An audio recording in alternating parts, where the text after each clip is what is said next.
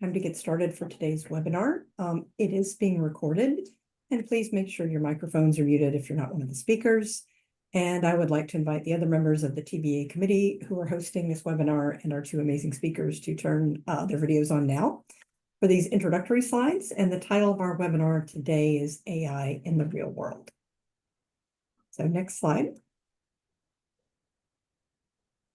So first, I'll provide a brief introduction to the TBA committee, some housekeeping, and then our first presentation will be on the topic of the practical use of AI in assessment at Microsoft.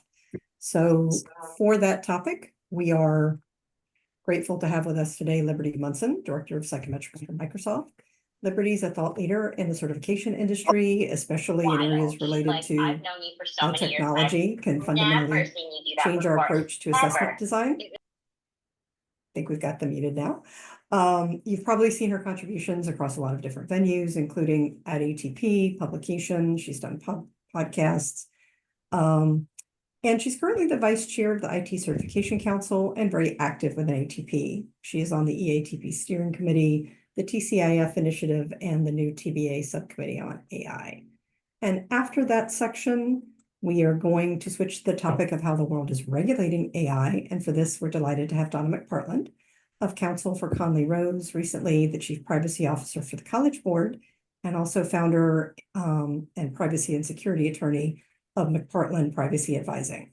So Donna has over 2 decades of experience with security and privacy officer roles in the educational testing industry, in consumer products, tech startups, and nonprofits.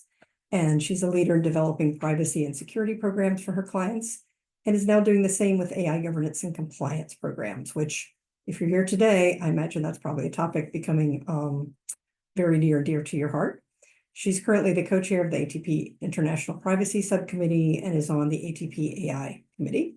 And she's been a contributing author to various ATP publications on AI and privacy, and most recently co-authored a report for ATP leadership on the EU AI Act. John, next slide.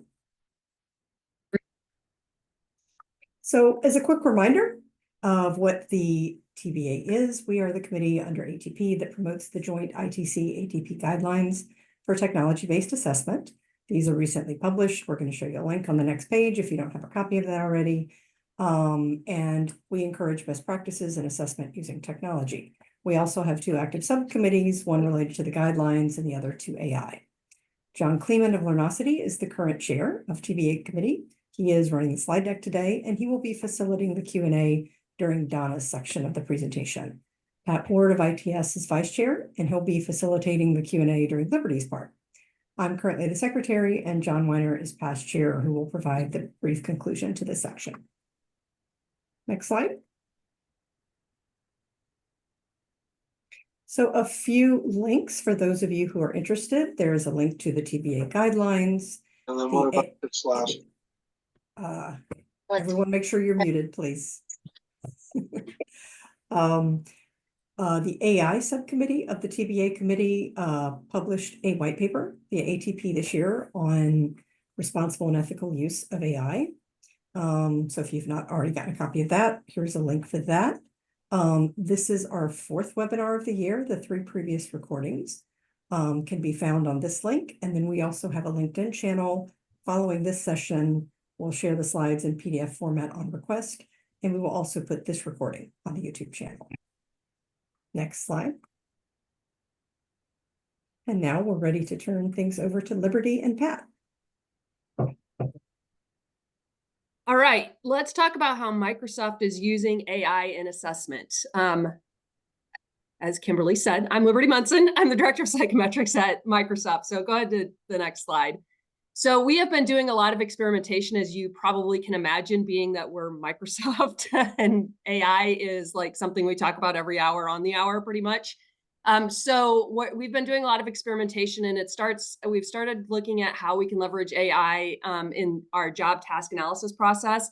And there's a lot of tools embedded in Teams that we are leveraging to help facilitate this collaboration conversation that we have when we have JTAs. And one of the tools we've been experimenting with is Whiteboard, because it enables an interactive kind of whiteboard creation and sharing experience. It has helped us facilitate brainstorming and kind of organizing tasks into objectives and functional groups.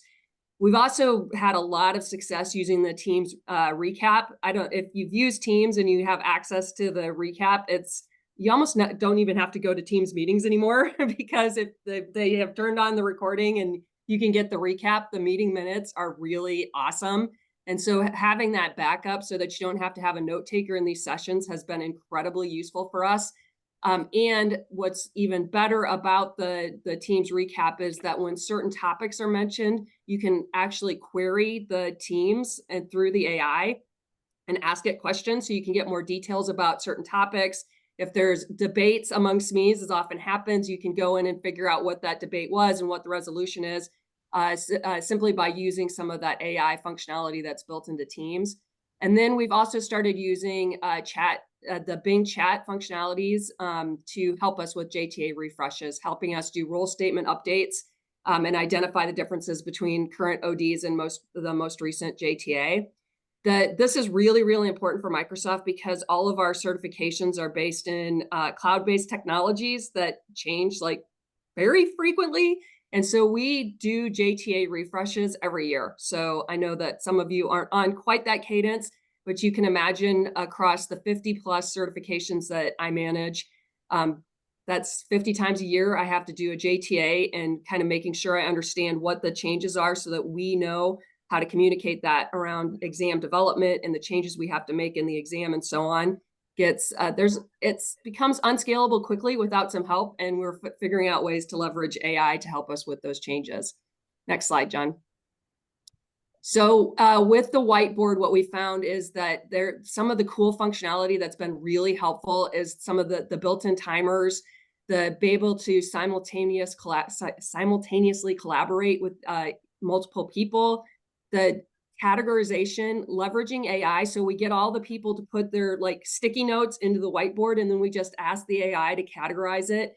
And so it's really good at grouping things together, which helps us streamline some of the functional group categorization. And then of course, another cool AI feature is that once you get topics on those sticky notes that are in the whiteboard, you can ask it for other suggestions that you might have missed, which can help you kind of expand the conversation around maybe not just what the SMEs were able to think about, but things they might have missed, which can make it a more robust session.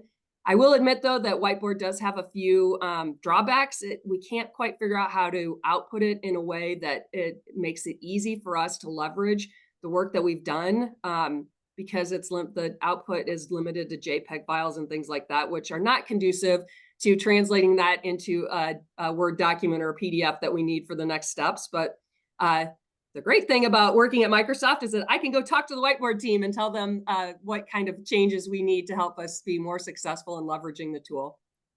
Next slide. So as I mentioned, we have a lot of JTA refreshes. So John, would you go to the next slide? I'm not seeing it on mine, but that could just be me. Yes, I knew JTA refreshes were coming next. So just some example prompts that we've been experimenting with. So when it comes to JTA refreshes, we want to understand how the technology has changed. We want to understand how the role has changed. And then we also want to do some brainstorming about what the skills and things have changed. So here's just some example prompts that we've been playing around with. What we have learned is that, of course, the more specific we can get about the questions that we ask, the more robust the output is. And so that's one of the things we keep refining is the prompt. Next slide. And so then one of the biggest challenges we have is how to explain to our learners and our candidates what's changed from one version of the JTA to the next. So how is the exam changing? And summarizing that in a way that is easily understood.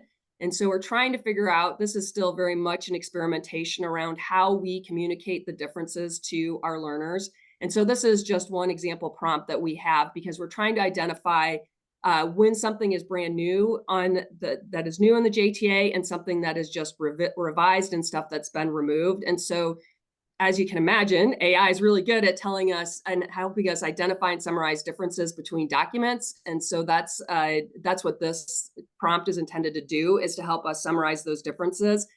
I still think that this is too much to tell our learners. So trying to figure out how to summarize that in a more concise way is work that we're working on. Next slide. I've also been experimenting with using AI to help me with blueprinting. And so this slide and then the next slide, and John, you can go ahead to go to the next slide, are really just an illustration here of how I'm leveraging prompts to do what I'm doing in a survey, but leveraging AI to do it. So you can see, but with this prompt and the last prompt is there's 2 questions I ask on our blueprint survey, is tell us how important the task is, and then tell us how frequently this task is performed. And so I've basically just given that same information to Bing Chat in this case, and asked it, said, here's the list of tasks that we've identified as being important for this exam. So tell us how important it is for this job role, and tell us how frequently it's performed. And so you can see in these 2 examples that the output came back and it listed all the tasks that I had, and it gave me ratings based on the rating scales that I've provided it. I'm also experimenting with things like around like how difficult are these tasks to perform in this job role and so on, to figure out how I can take that and turn that into a blueprint. This is really early thinking around how I can leverage AI around the blueprinting process. But I really just wanted to illustrate with these 2 slides is if you think about the work that you're doing every day, just writing a prompt and asking Bing Chat, AI in my case, how to like help you get some of the data that you might need to inform your blueprint. It's a reasonable thing to go and experiment with. Next slide. So it shouldn't surprise you at all that we are creating an AI item generation tool. Like at this point, isn't that just table stakes? So we have our own AI item generation tool. We've been working on it for about almost a year. I think in November it will be a year. I will say over the course of that time, the items have gotten progressively better. So when I first started looking at the items, I was kind of worried about the quality because they weren't very great. But we've been working closely with our engineering team to improve the prompt.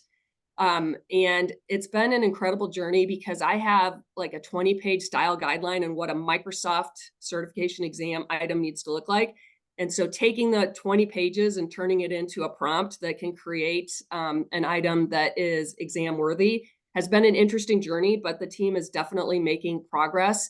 Some things we've learned about the prompt that you might find interesting is that if there's anything in the prompt that contradicts a rule that contradicts another rule, AI ignores it. And if you have too many rules, AI tends to just want to ignore it altogether. So trying to find that right balance of what kind of rules we should have in the prompt and figuring out how we've started breaking the prompt apart so that it can work on different pieces of the question so that will help, so that the AI will stop ignoring some of the rules it doesn't like. And so we're leveraging kind of breaking it up, and then we're building in rules to make sure that as we go through this iterative process of building out the question, we don't undo something that a previous iteration would have fixed, right? So we're working through that. And then next slide.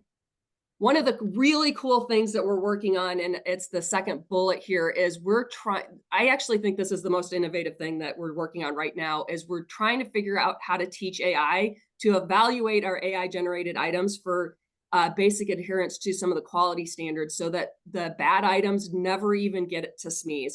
So one of the things I really worry about with AI item generation in particular is that there's a lot of bad items, right? And so if SMEs start seeing just even a few of them, they're going to start questioning AI's ability to create well-written quality items, right? And then that just taints everything that they look at. So if we can remove those bad items so that they never even see the light of day, that I think is going to be a huge step in helping people understand that AI can create items of a high quality, but it's just too easy right now for people to look at AI and say, oh, these are junk. So finding them, pulling them out and fixing them so they never even make it to SMEs. That's something really cool that I think Microsoft's working on right now.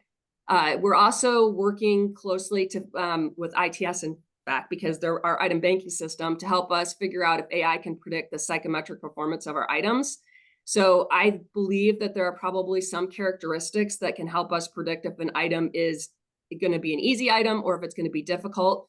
And so leveraging AI to help us predict the psychometric performance, especially if you're talking about leveraging AI to generate a ton of items, you're not going to be able to pilot test all those items. You kind of created a insurmountable problem by creating so many items, but yet you don't know what the psychometric performance is. So we need to have AI help us figure out what that psychometric performance will be. And then using AI to identify clones and similar items. We're doing some of that as part of the work related to helping us identify if the item is a quality item. And then, of course, I really want to figure out how to leverage AI to generate more interactive assessment and exam experiences. I find it interesting that we're spending so much time and effort to create an item type that we know our candidates hate. So wouldn't it be great if we could take all this time and energy and put it into an experience that would be more appealing to our candidates? So hopefully we can figure out how to do that too. So that's my 10 minutes of conversation. And so Pat, you have some questions for me, I think. I do. So thank you, Liberty. That was great. I love the use of AI for the JTA. I'm a huge believer in the quality checks as well as against the guidelines. We actually had a question where somebody was asking if they could check the answer key as well, and they were just talking about taking the test. And that's something actually I think that we are and others are working on as well. So I'm interested just in the prompt engineering. You touched on it a bit about the trial and error. Did you bring in experts? I mean, or is this you guys sort of, in the test development team kind of, working at it? So when we first started working on the JTA stuff in particular, it was just a couple of test developers and me trying to figure out what the prompt should be. And we probably spent 40 hours trying to figure it out, and we were not getting any help. And finally, we reached out to somebody on the engineering team who is a prompt engineer, and we told him what the problem is. And I am not kidding when I said in 20 minutes, he had written a prompt and the output was 20 times better than what we were getting just as with our brainstorm attempts. So I do think that getting somebody who knows how to write prompts involved is going to speed the process up. That's not to say you won't get there eventually, but certainly understanding what goes into a well-written prompt is extremely helpful. So your item generation is, this is for your practice test or your professional or both? Right now, we're, because I don't think the quality is quite there for exam items yet, we're just using it for our practice assessments. So your professional has been moving towards sort of hands-on lab style assessments for many years. Do you think this, the AI generation is going to start pushing us back to the stuff we're trying to get away from, multiple choice and things like that? Or do you have hopes that, the future is brighter than that? I have hopes the future is brighter than that, but I do worry, right? Because we have spent so much time. I mean, we've literally just spent a year crafting a solution for multiple choice questions, and that's not really the direction we're headed as a program. So, and I would argue any program should not be heading back towards multiple choice questions if you have any option to get away from that. I do think AI could help us when it comes to the more hands-on, interactive kinds of item types. We just haven't devoted the time to figuring out how we could use it that way. Now, being Microsoft, you have your own models and things behind the scenes. Are you using a public, the same model I would, or do you have something behind, secret behind the wall there? I honestly don't know. That's what the engineering team does. I don't have to know that stuff. I just need to know how you write a good question. Do you know if are they upgrading you to just recently there was a new model released, the GPT 4.0 thing. Do you know if you're getting access to that stuff early or anything like that? That's actually a very interesting question. Interestingly enough, we had to get special permission to get access to that because Microsoft wants us all to be successful internally, but you know what? We really want our customers to be successful. So they get kind of first access to all of this stuff. So even when we had when we started building Copilot into all of our solutions, we didn't get it right away. We were really focused on making sure that our partners were got to use it, got access to those licenses. So it's an interesting experience to be inside a tech company like this, because you'd think we'd have access to all these resources, but when resources are limited, our customers get it first. So one of the challenges with building like AI items is, having the model that you're calling understand your content, right? That it doesn't, so are you augmenting it with Microsoft learning content to help it in the generation of content and feeding that and updating it? Because I think that would also be a problem, right? That content you fed it last month may not actually be up to date anymore, and it's wrong. So the way that the model works is we basically tell it where to go and look on Microsoft Learn. So we're pulling everything from our documentation website, which is Microsoft Learn. And it's going and doing it every time we ask it to generate items. So it should be pulling the most up-to-date stuff. One of the challenges we've realized is that some of the decisions we've made years ago around what the training experience would be like, it's more of we've decided it was going to be, for lack of a better word, I'm going to call it micro learning. It's kind of these short, very pointed, focused modules, units. There's not a lot of stuff there. It's really just intended to be focused on some very specific task or something you need to do. But that makes it incredibly difficult for the AI to generate the robust kind of question that I require for our exams. It's because there's just not a lot of stuff that it can use to generate the question. So some of these decisions have kind of come back to haunt us as we're trying to leverage that same content to create items. So one of the most recent innovations that we've had around this is that when we tell it where to go to look, we're also asking it to do a search within the Learn website for anything else that might be on that same topic, so that it has more content that it can use to generate the questions. And so they're building in, as they build out the solution, they're asking the AI to rate the relevance of the content that it's finding, so that we can make sure that it is still aligned to the objective that we're trying to measure.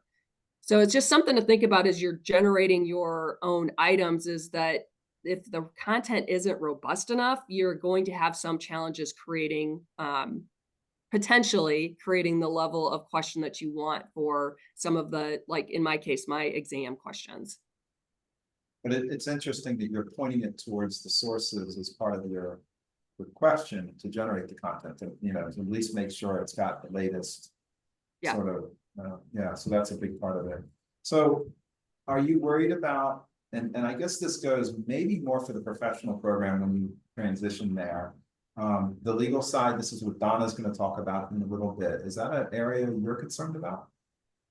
Well, I'm very concerned about some of the regulations that are coming along around how AI can be used in what I'm going to argue is something that would be considered high stakes. We can argue whether IT certification really is high stakes, but I'm going to say it's important for employment. So I kind of want it to be high stakes. So some of those same kind of regulations and what it means for AI, because Microsoft is all in on this AI thing. So if we find a regulation that says we can't use AI to generate questions, that's going to be an interesting conversation to have with my leadership team, or that we can't use AI to score.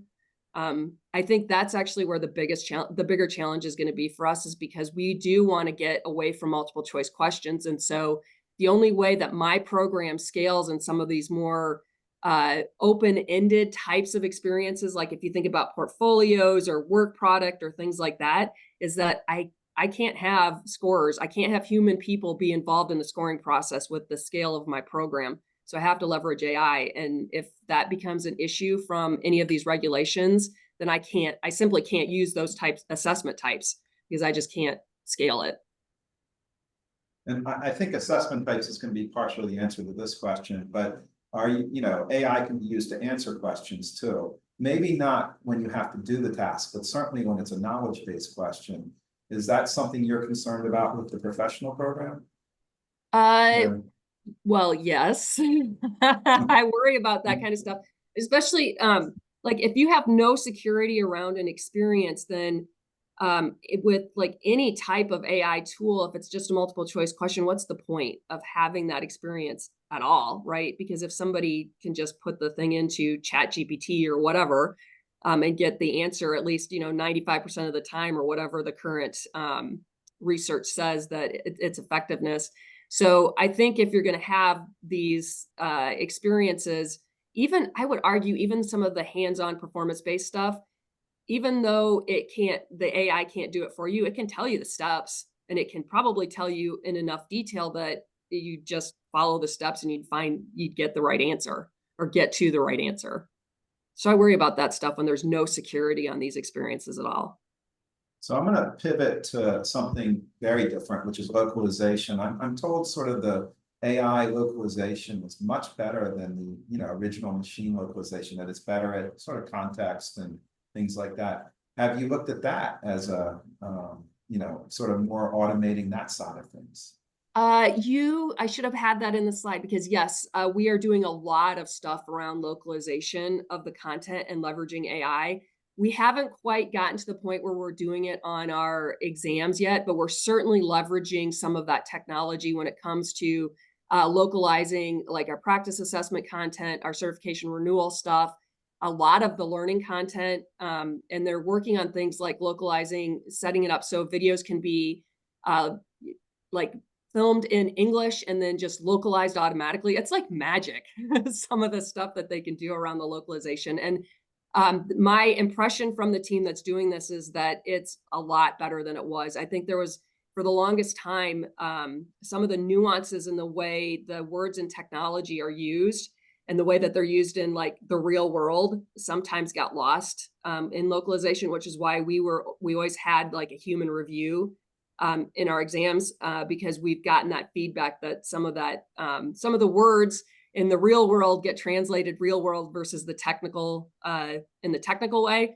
and that was super confusing to some of our candidates. So we have seen much better progress and better quality in the relationship between what the English says and what the localization says even with AI. So it's been leaps and bounds over the last year, I'd say.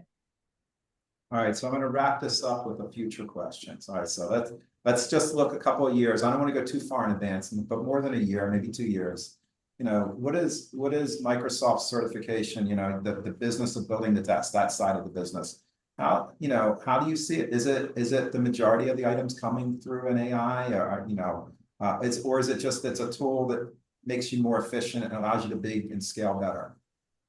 I think it's both. I think I hope that we can get it to a point where it's that quality that we need it to be for exams, but more importantly, that it's more than just multiple choice questions, that it's more of these interactive item types, whether that's like a build list, drag and drop, hot area, active screen, or even some of the lab types that's somehow helping us facilitate the creation of labs or scoring of labs or whatever that might be. I hope in about 2 or 3 years, we're at that point where it's not just multiple choice, but it's the whole host of item types that Microsoft has. And that it's an interactive experience where we can create a ton more questions, create those like huge item banks. And of course, I've trained the AI to help me with the psychometrics. And then we can just keep it would be awesome to have that kind of robustness in the program that I can get questions when I need it. And I know they're high quality. All right, so I said I was going to end, but now I have another question, just a really quick one.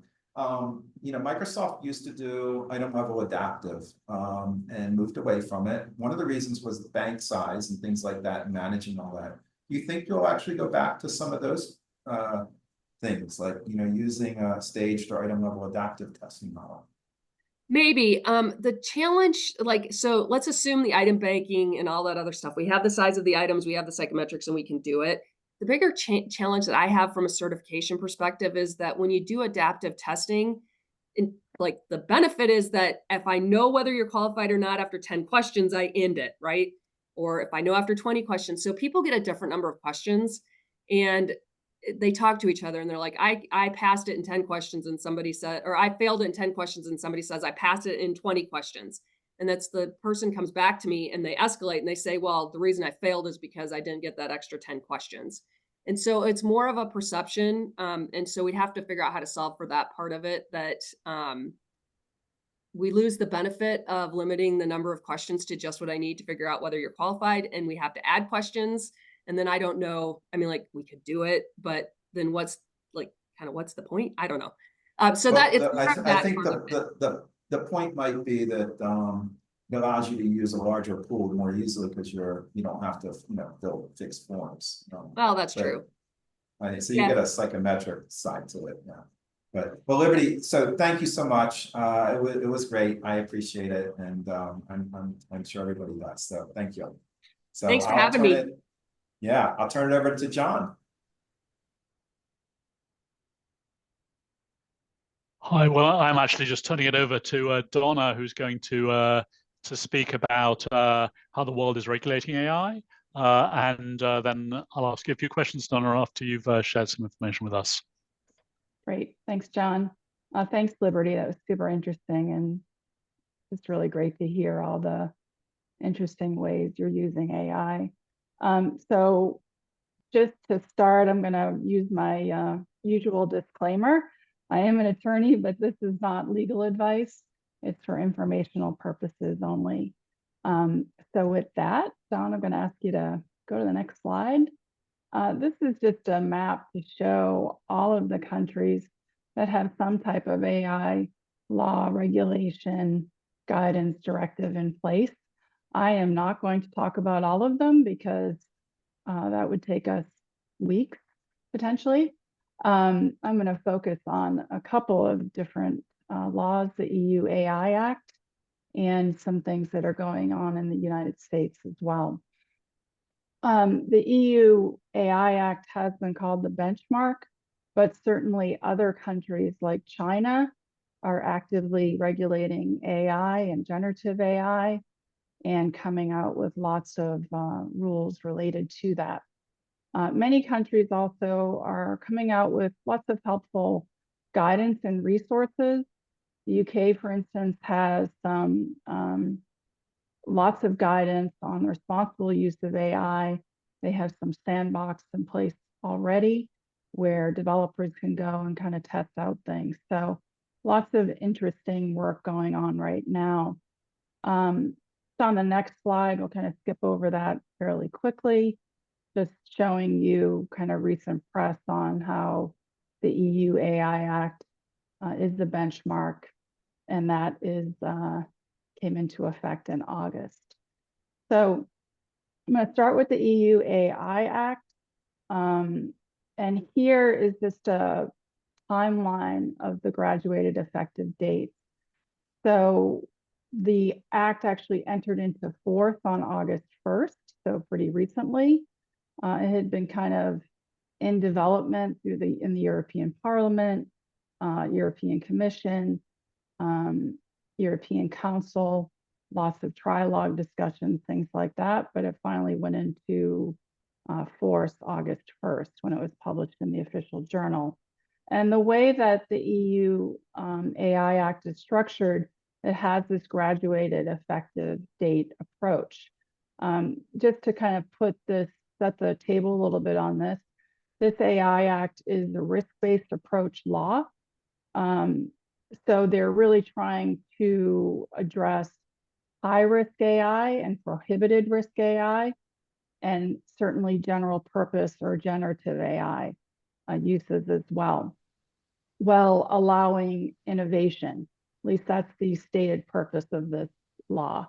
It is very complex.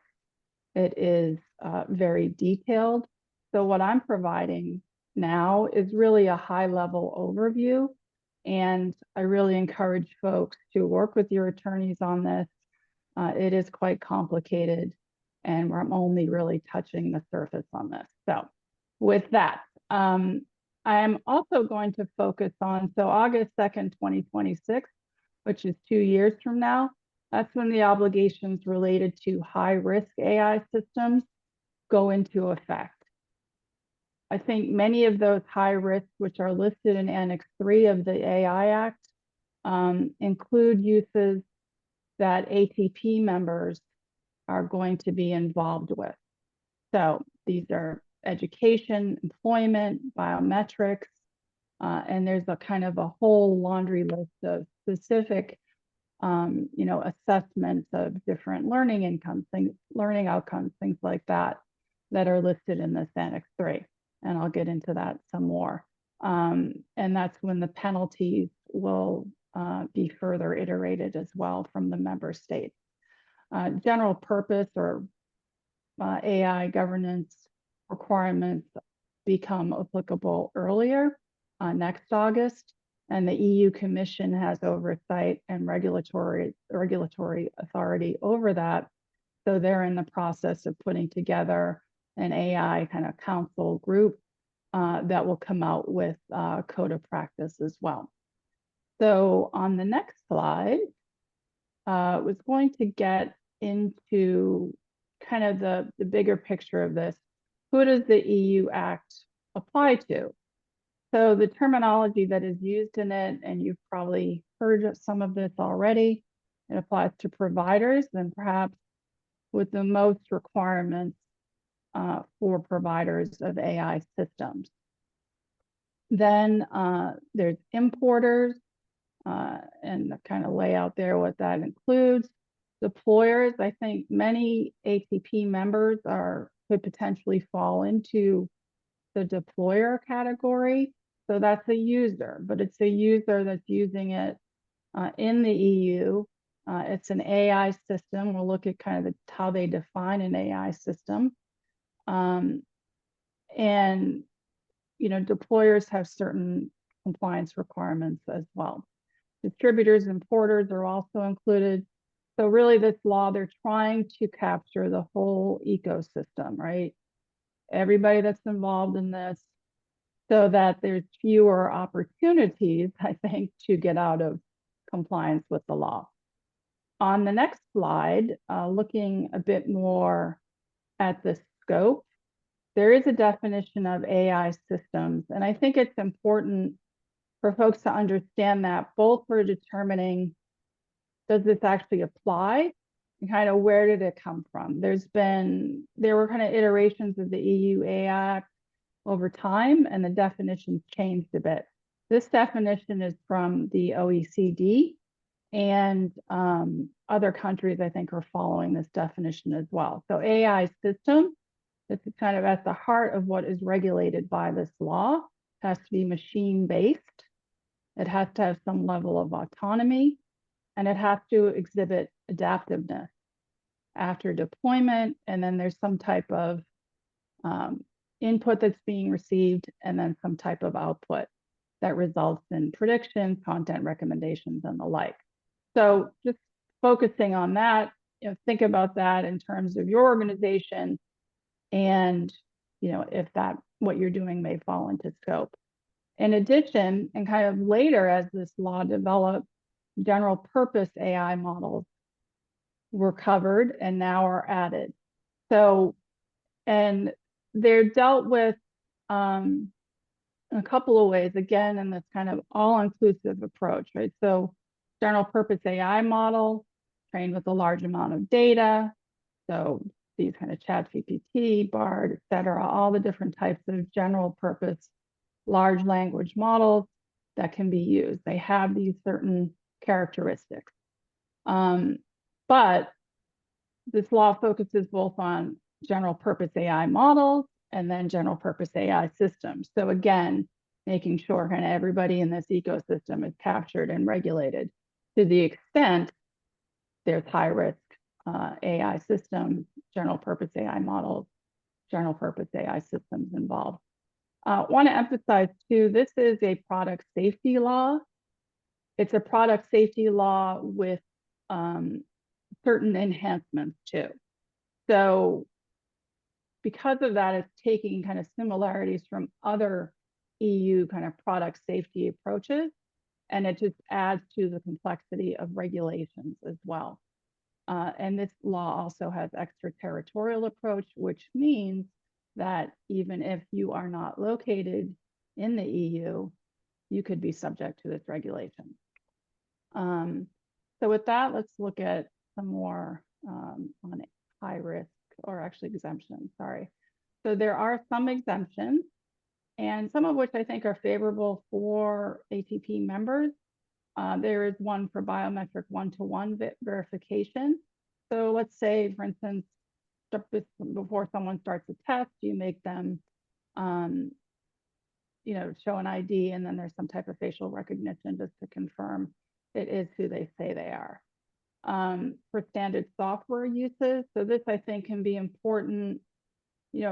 There's been various uses, for instance, scoring of like Scantron sheets over the years. Maybe that can fall into the standard software exemption. Scientific research and development, obviously this is very important. Liberty mentioned, or team, they were working through trying to determine how to use whiteboard for JTA, refreshers, things like that. So to the extent you're using a model and kind of further developing, iterating it, that's not going to be subject. It's when you put it on the market. There are a couple exceptions if you're like real world testing, so you're using, people to, and other organizations to test it for you. There's other exceptions for open source, but this is also limited, and they lay out a number of requirements for that. Free and open source licenses, but if there is high risk associated with the open source, it could potentially be covered under this as well. Personal use is not regulated, so at least everyone is using generative AI just for everyday type of use. That wouldn't be regulated under this as well. So on the next slide, high-risk AI systems. So focusing on this because I think the impact it would have on many folks that are ATP members. And again, the EU AI Act is risk-based. So there are some uses that are prohibited, such as social scoring, emotion recognition, mass biometric use, things like that. I also want to note the Act does not apply to any military or national security uses. So to the extent you're working with those types of organizations, with the government for those types of uses, the Act wouldn't apply. There may be other requirements, though, certainly. But for high risk, so let's focus on this a bit. Educational and vocational training specifically are called out as high risk uses for AI systems in that Annex 3. And it gets fairly granular, including, an AI system would be considered high risk if you're using it to determine access or admission to educational training, learning outcomes, to evaluate those, to assess education levels, and certainly assessment and kind of related things would fall under this potentially. And then monitor and detecting behavior of students during tests, so online proctoring uses are specifically called out. And I note that under the GDPR, a number of regulators in the EU, and I'll just cite France specifically, have really discouraged the use of online proctoring. They came out with guidance, I think it was last year or so, to that point. So, this now in the context of AI, high risk AI, further regulating on it as well. And then, of course, employment and workers management is also considered high risk when it's used for recruitment or selection, targeted job advertisements, filtering job applications, things like that. So that's kind of the lay of the land for the high risk AI systems. On the next slide, it's talking about, well, what are the requirements? And again, many of the requirements are for providers of AI systems. So providers are the ones, developing the AI system, the models, and putting it out on the market. So just list some of them there, and they're consistent with what we see, I think, in other laws for AI, responsible AI governance principles and use. So data quality, documentation, having instructions, flowing those down the chain to your deployers and others that are going to be using it.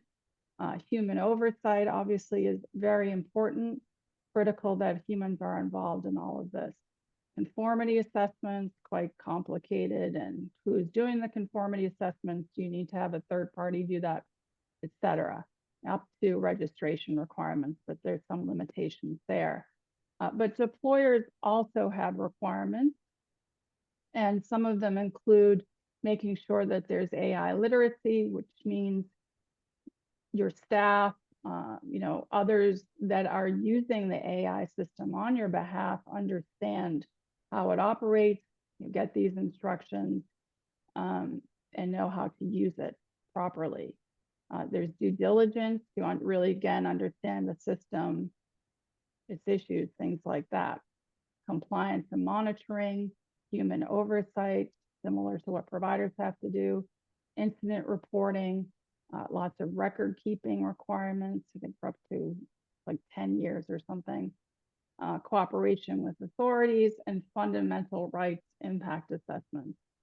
I think is very important, because if you're thinking, oh, I'm a user, deployer, I can maybe sit back and put it all on the provider, I don't think that is necessarily the case. There are these extensive requirements for deployers as well. And those, just named a few of them. So with that, those are all of the requirements. General purpose AI models are also regulated, as I mentioned. And this is just, again, kind of a high level overview of the requirements. These are provider requirements. And earlier I had some definitions of what general purpose model is, and then the general purpose AI system as well. But as you can see just from the slide, it's quite complex, and it includes complying with copyright laws in the EU, testing and monitoring, summaries,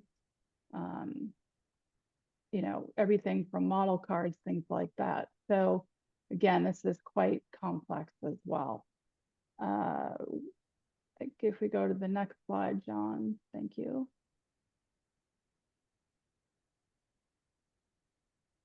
Okay, and I did just want to mention with the general purpose AI, the European Commission has oversight over further regulation, and it's actually in the process. It just appointed a an AI committee, and I think there's about 13 experts on it, covering certain areas: risk, transparency, copyright, things like that. And they're tasked with coming up with this code of practice for general purpose AI. They need to have that in place by May 1st, 2025. As I mentioned, the general purpose AI requirements under the Act go into effect August 2nd of 2025. So kind of a short time frame to come up with a code of practice in a fairly complicated area for sure. This slide is the enforcement and penalties. There is quite a complex web of regulators involved with the AI Act.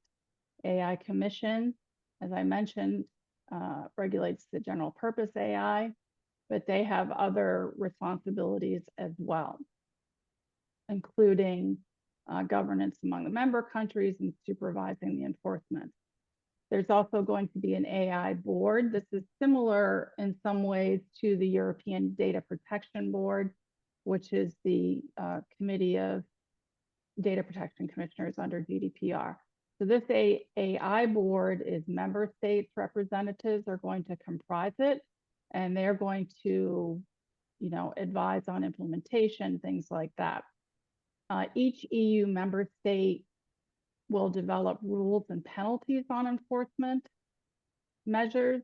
So that's going to, I think, add to the complexity with this law, similar to what we see with GDPR.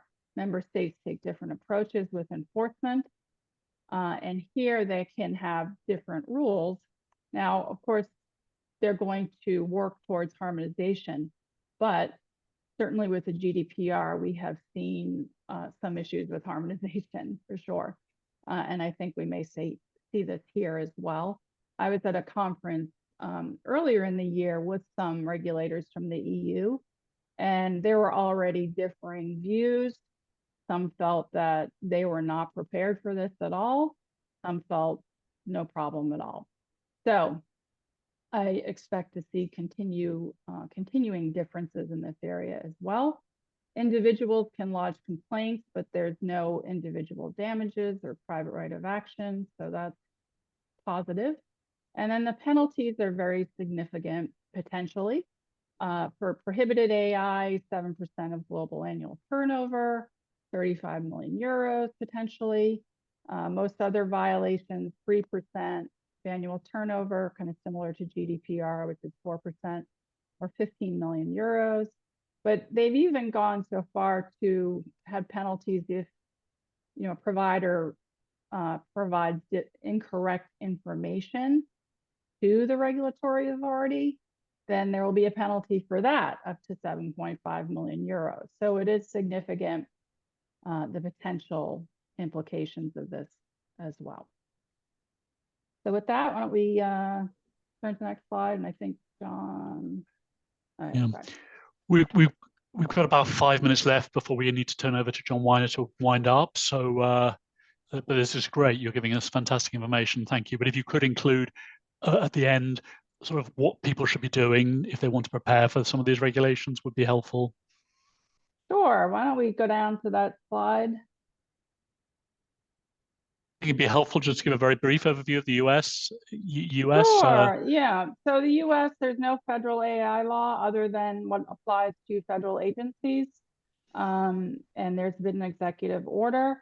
State AI laws, you probably heard California specifically just passed, I think, 18 different laws that regulate AI in all different sorts of ways.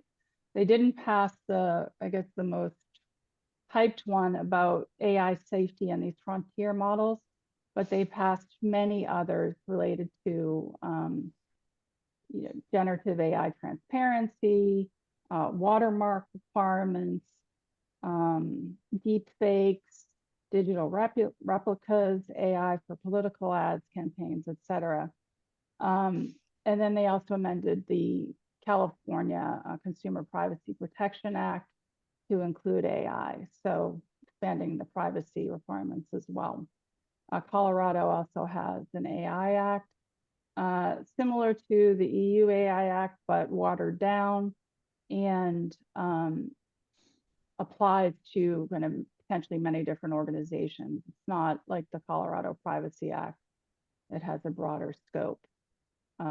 So definitely want to look at that to the extent you're doing anything in Colorado. And then I just have some other things there. There's some information about the Colorado AI Act. And we will post these slides on the LinkedIn page for the TBA. TBA. Do you want to just briefly talk about this slide, Donna? Sure. So I think, we talked at length about what the Act covers, what some of the US laws cover as well. I think organizations in the testing industry just really need to be proactive and start looking at what they're doing with AI, do some type of mapping inventory, determine, AI, what type of AI you're using, are you using generative AI, all those different aspects. Look at really creating, to the extent you are doing that, that will help you determine what the applicable laws are. And then look at you're really creating a governance framework within your organization to make sure that there is responsible use of AI and that it's following some type of framework. So NIST has the AI risk management framework. California AI Act actually is encouraging organizations that are within scope of that law to follow the NIST AI risk management framework, and you could use it as an affirmative defense in some instances. So certainly good reason to follow that. AI risk management framework basically has 4 functions: govern, map, govern, map, measure, and manage. And it's following kind of generally recognized AI principles. So those are really my recommendations. I think is to start looking at what you're doing with AI, see if some of these laws are going to impact your organization, but overall just working on governance and putting in place some type of governance framework. Thank you. So I think your key point to people is probably keep an eye on these emerging laws and put in some place an AI governance framework. Yes. Yeah. Yeah. Any The laws are others? there's going to be more laws. I think in the states this year alone, there were 150 AI bills that were proposed. And most states now are taking up a similar approach to privacy. It's this patchwork. Many of them, for instance, are regulating the use of AI for like political ads, campaigns, things like that. Thank you, Donna. So I'd like now to hand over to John Weiner, who's going to just take us home, as it were. Absolutely. Thank you. And thanks to Donna and Liberty for some excellent presentations today. We don't have a ton of time here, so I'll just call attention to a couple of announcements. And while I'm doing that, if anyone has a burning question, feel free to post it and we can have a minute towards that. But I'd like to call out the ATP conference. Well, that is scheduled for Berlin later this month. And again, we'll see Liberty and John there hosting the TBA Committee's luncheon there. The ATP Innovations Conference is on the near horizon next year, coming up quickly. We do plan another roundtable session. We've had a series of these. They've been very successful, and bringing to attention various issues related to technology-based assessment, tying into the guidelines and so forth. If you didn't catch this whole session and you want to see some of the prior sessions, we do post them. We have a YouTube channel. We encourage you to visit those. And if you'd like to get any more information about what the TBA committee is up to, how to potentially get involved or get some of the resources we've been talking about, you can contact any of us on the TBA group, and we would welcome that. So I really haven't seen any questions pop up, so I think we're clear there. But again, that was great. I'd like to take 1 minute and ask Donna. I think Donna, does ATP have any publications coming up related to some of the material you were covering? Yes, anything in the pipeline? Yep. So we have a series of 3 white papers that are actually coming out of the privacy subcommittee. So the series first one will be on technology, really focusing on generative AI and all the implications of that with many helpful use cases in there. Then the other 2 will be a legal track, which I'm working on with folks from Learnosity, Pearson, College Board, Cavion, and others. And that will focus on AI regulation, EU Act, on the states, federal, things like that, and some of the governance frameworks as well. And then there'll also be one in the series about security related to AI. So Great. we expect those in the next couple months. Excellent. Well, thank you all. I'll look forward to that. And again, thank you all for your great presentations today, and thank you everyone for attending. I think that closes out the session for today. Thank you, guys. Yes, it does. Thank you so Thank you. much. Thank you. Appreciate it. Everyone.